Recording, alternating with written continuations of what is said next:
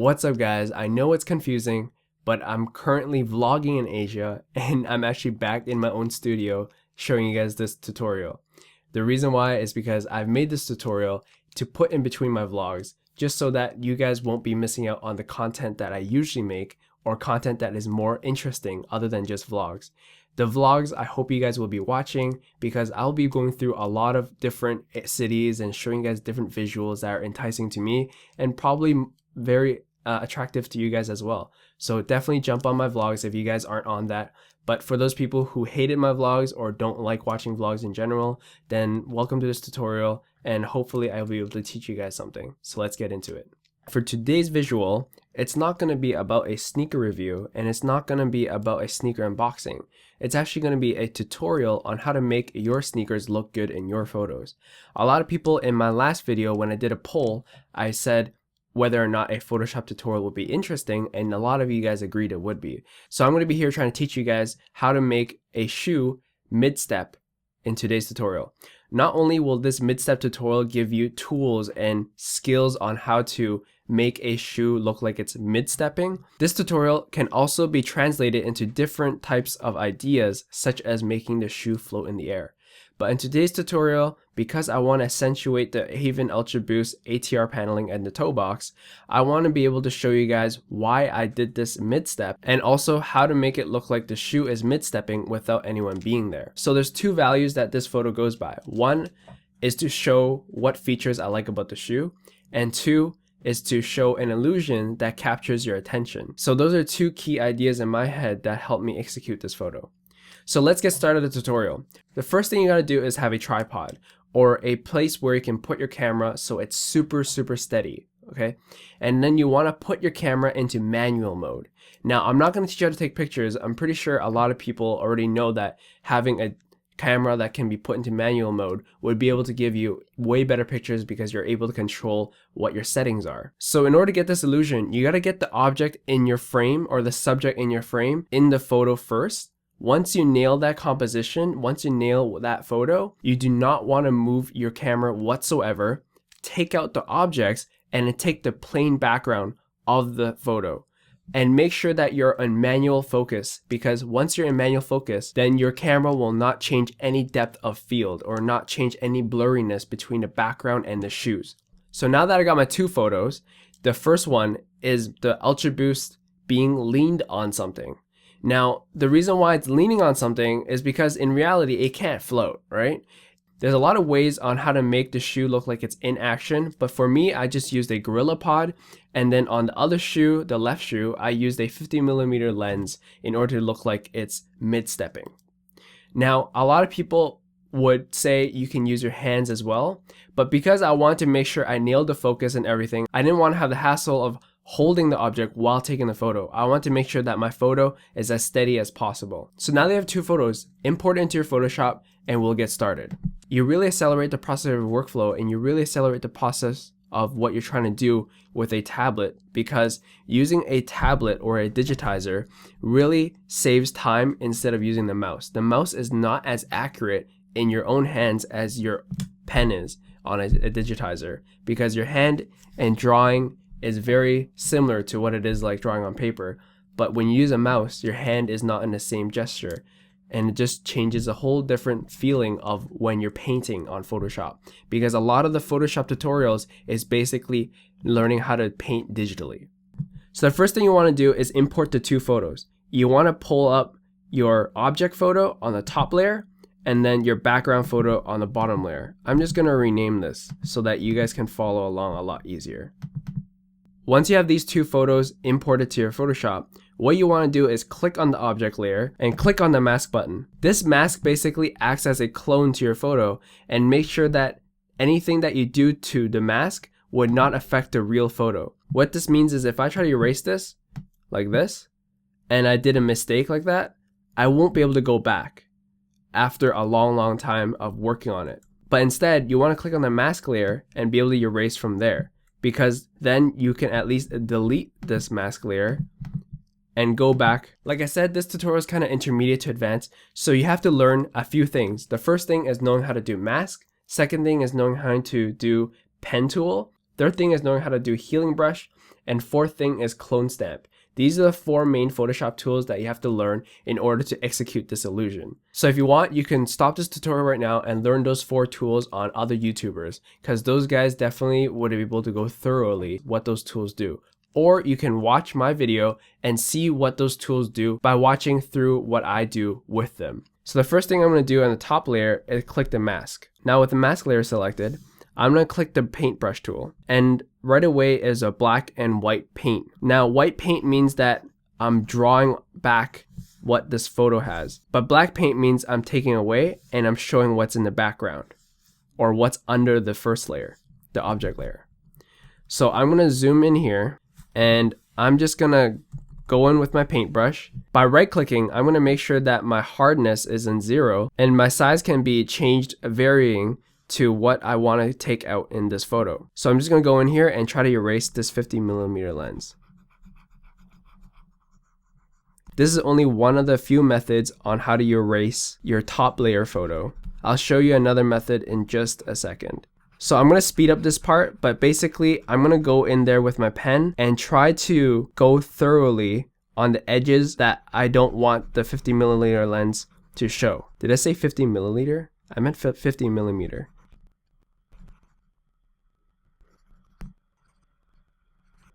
You can always use the open and close parenthesis bracket, the square ones, in front of the backslash on your keyboard in order to increase or decrease the size of your brush. Once you're done the outline, the rest of the thing should be really easy to erase. Now, I know that on the Ultra Boost there's a stretch web outsole, so I try to put small little indents in between the rubber grip to show that this is not a straight line. When lines are too straight, it looks too artificial. So now that I'm done the outline, I'm just going to erase the rest of the lens. Take note that the more time you put into doing your work, the better the photo will turn out. People will see that the effort that you put in will actually show. But at the same time, when you become too OCD with your photo, you'll never end up with a photo that you're happy with. So just stick to what you can produce and live and let go. Sometimes you just can't go too deep into something because at the end of the day, only you will be able to know the difference. If you ask someone else, no one will know. So right now, I see these little parts that are different. So that means my photo in the background is actually darker than what it is in the foreground, which is the object layer. So what I'm going to do is take the clone stamp tool and have the transparency layer on and opacity about 40%. And using a digitizer, you want to be able to just paint over and try to blend in the parts that didn't make sense. And using that, you should be able to blend in the 2 photos together.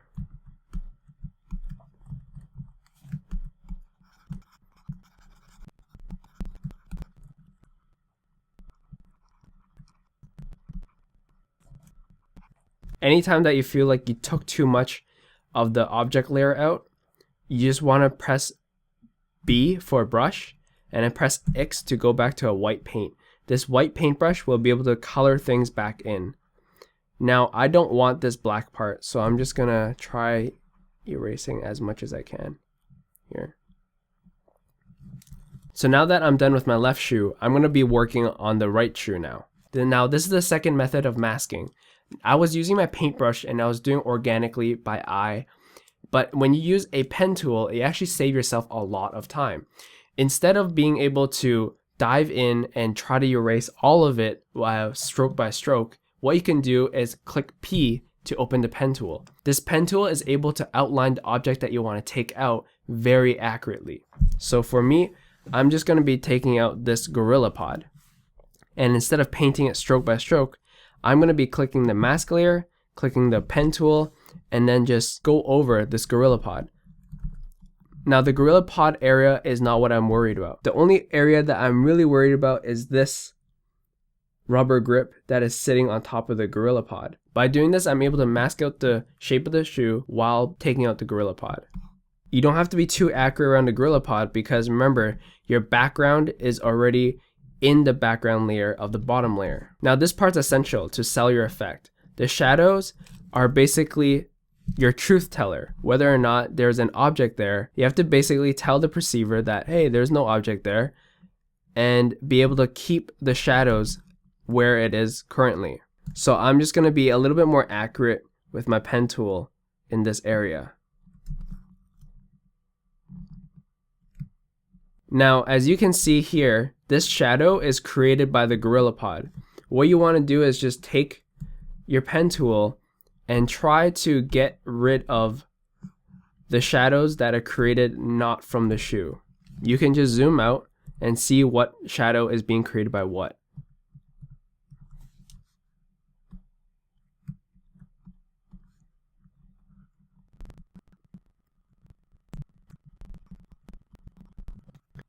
Once you're done making the path with the pen tool, what you want to do is just right click the path, make selection. And right here, there's something called feather radius. What you want to do is be able to put in just a bit of feathering, because in real life, nothing is super pin sharp. Even when you zoom into a GorillaPod leg, you can tell that there's a bit of a blur between the background and the GorillaPod leg. And the same thing is going to be happening with the rubber grip between the leg of the tripod and the rubber grip behind the shoe. Nothing is super sharp. Usually people do 0.5, but I'm just going to do 0.3 pixels because I feel like it's in between super sharp and just enough blurring between the edges. So now that I've selected it, press X so that the white is in the front and black is at the back, and you click delete. Now you can press Command D to deselect it. As you can see, the illusion doesn't really sell here. This is very fake, but the illusion sold in this area, but there's still a little bit of hint of difference between the tripod leg and the background. So we're going to go over cleaning that after. But right now, I'm just going to go into the object layer, go up to my brush tool, expand it just a little bit, and then press X to paint out this tripod head. Now that's gone. Now the same thing you want to do with the tripod leg, but what you want to do is just click this and then click transparency to about 75 maybe. What you want to do is blend in the foreground with the background. And this is why a pen is very essential, because a pen can vary the transparency of what you're trying to paint. And that really helps with blending. Sometimes if you feel like you brought too much of the foreground into the background, what you want to do is just press X and then paint it over again just to get back a little bit of the color. So what I'm looking for right now is really just sharp edges of what I took out, and try to blend that in with the foreground as much as possible. So now comes the most difficult part of the entire illusion. Don't follow me for starting this new layer. I'm just going to explain to you what I'm trying to do here. So right here is missing some shadow. And you have to fill that in with shadow samples from here. And in order to do that, you have to use either a clone tool or the healing brush. But the healing brush won't do too much in this area, because what healing brush does is take a proximity of what it is around it and then try to cover its holes. But with clone stamp, you can sample this area and bring it over here. Sample here and bring over there. But before we do the shadow process, what we want to do is find out what the shape or how we can fill in the rest of this shape and what it will look like. You can see that the shoe curves here, but it looks like it's going to go straight there. And you can also see that the shoe curves in here, and then it looks like it's going to go back there. So when we make the rest of the shape of this, what we want to do is try to follow and fill in the rest of that information. And you can also tell that the shadows here are darker than it is here. What you're going to do for that is you basically want to take the sampling of this and try to fade it off over the sampling of this. So I'm going to make a new layer, and I'm going to click the clone stamp tool. I'm going to make sure that my sampling is in the current and below layer. What you also want to make sure is that your brush for your clone stamp is in the softest brush. You can even go for a 2% hardness, but most of the time I start off with 0, just in case whatever I'm painting becomes a little bit too edgy, just like this kind of edge. What you want to do is end up with this kind of softness. So when you have the clone stamp tool, you want to press Alt to sample the area that you need. I'm going to go with a bigger brush just to try to get the edge of this. So I'm going to press Alt, click here, So you want to make sure you turn this off, and when you're using the sampling, you want to make sure that you get the exact same transparency throughout. So I'm just going to basically fill in the rest of the void for the shadow. You always want to constantly sample and not take a sample from like one location and use it for the rest of the whole project, because it becomes obvious that this has been clone stamped or somehow been repeated throughout the entire project. So I'm going to sample the outer edge here.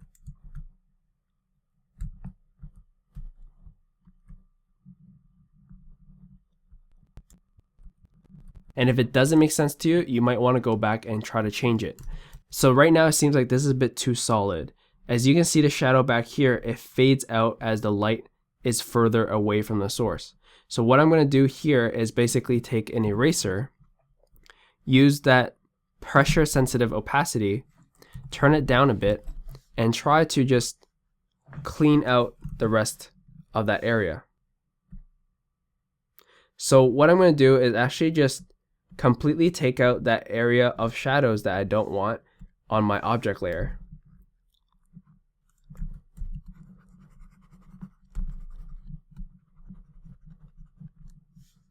This is to prevent the shadows from the object layer to interfere with the shadows that I'm trying to make here. Using a clone stamp tool, I'm just going to fill in the rest of the void.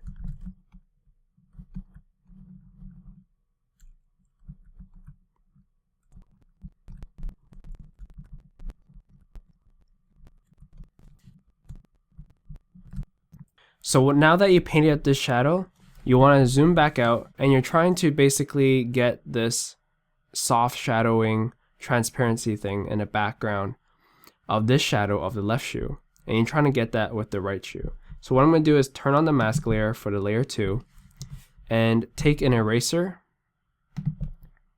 put it on the pressure sensitive brush, opacity maybe like 85, and make it a big brush, almost as big as a shadow, and try to just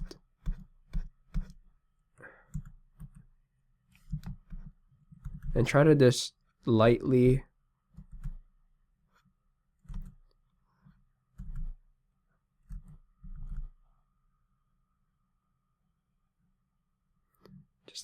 go over that shadow area, and that will help sell the effect that you want. You might want to take out just the top part a little.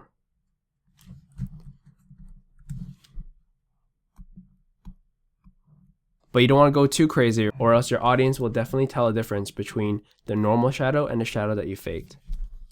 So now that you're done with the whole optical illusion, what you want to do is zoom in and try to find spots that you don't like and use the healing brush to basically paint over that. I can see some spots in my background that are from the background paper that is basically affecting the look and cleanliness of the photo.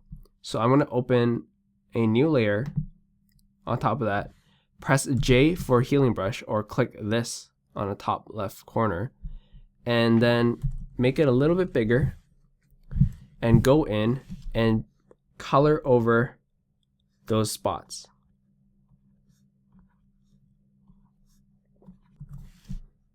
You don't want to make it too perfect, or else it will look very inorganic. But just do a little bit of the specks that you don't like. So for example, this dust speck, I don't want that. You don't necessarily have to do this part. It still sells the illusion without doing this. So now that I'm done cleaning up the photo, I completely finished this whole illusion. You can always go in deeper to try to clean up all the little edges and try to accentuate the shadow. But for me, I'm pretty happy with the product. I hope you guys enjoyed this tutorial. If you guys want more of these tutorials, please let me know in the comment section below, because Billyvisuals is a channel for visuals, but also a channel to teach you guys how to make those visuals. With these tutorials, I hope to teach you guys something that's informative in order to make content on whatever you post on social media be more interesting and more enticing and just visually appealing. So the whole point is that Billyvisuals is a place where I teach you guys how to make good visuals, as well as you guys can enjoy good visuals with either sneakers, traveling, cars, whatsoever. These things will actually accentuate the idea of completing visuals that are enticing to me. And if you guys like this video, please give it a thumbs up. It would really help me, as it shows that you guys really like these kind of tutorials on how I do these little things and these little tricks behind the scenes. So anyways, thanks for watching, and I'll see you guys in the next one. Peace.